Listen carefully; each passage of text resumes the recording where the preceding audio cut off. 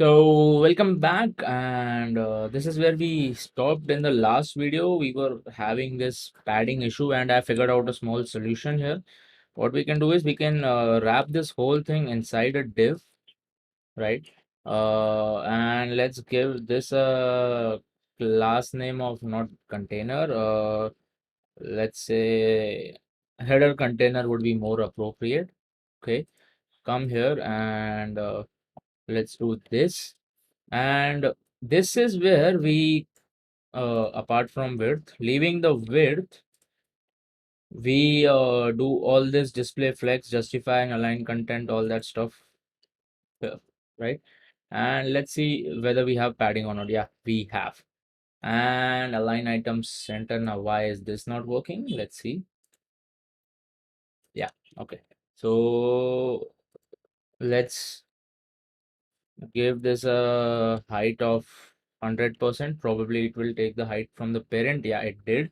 And let's now focus on this. Okay, let's open the input tag. Let's go to styles. Let's try adding styles here. First of all, uh, let's do a border of none. Let's do a outline of none as well. Border radius of 1 pixel, solid, what we were doing, DDD, if I'm not wrong. Oh, what am I doing? This is not border radius. Border radius of 5 pixels. Yeah, looking better. Let's add a height of just random 20 pixels. I think looks good. Yeah, but not great. How can we improve this? Let's do let's do 16 pixels, right? Okay, this was the height before. What else? Let's do a background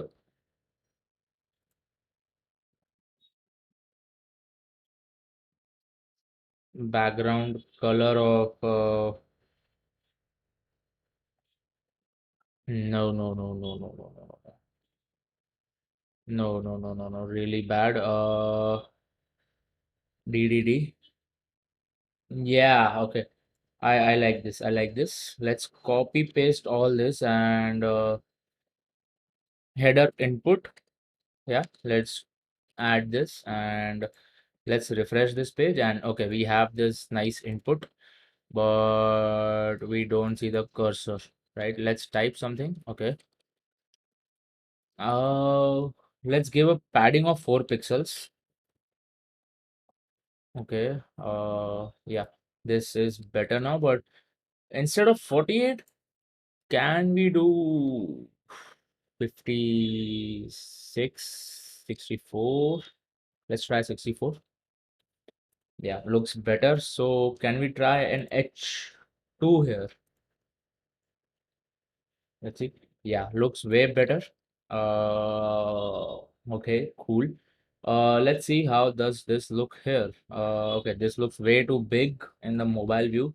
So let's create a media query here. And okay, this is not SAS. So media min width of 768 pixels. Then what we can do is let's just copy this, paste, remove all.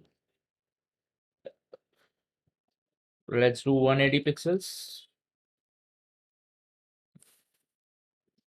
max. Okay, instead of min, let's do max width. So this will remain 300 here. And what happened to this? 180 is also not working. So let's do 150. 150 looks good. Yeah, looks good. I mean, we are not creating any sort of a beautiful application like Unsplash. We are just creating a clone, right? So yeah, this input looks cool. Now, here's one thing. Apart from this brand, whatever I pass to this header is a direct children that can come from an outside component, right?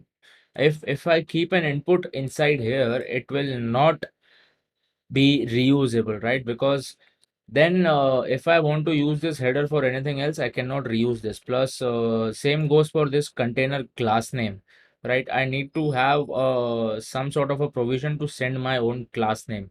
So what we can do here is we can take class name as prop. Also, we can take children as prop. So this thing will be passed by the class name prop, and this thing will be passed by the children prop. So let's cut this from here and pass the class name, and let's go to the app.js file. Let's do a class name of header container, right? And now we want to pass this input as children, right? So let's do one thing here. Let's do children, and let's pass this input as children. How do we do that? We do this and then press enter, save. Let's refresh. It works. In order to see if it works or not, let's create a paragraph tag and ASD here. Yeah, you see, we have this ASD here. So it definitely works, right? So let's stop the video here and I'll see you in the next lecture. And what we'll do is we'll take whatever we type here. If we type here cat, and we'll try to see how we can get this out of this input component, and how can we use that for our API call to the Splash clone project. Oh, sorry, Unsplash API, right? Cool. See ya.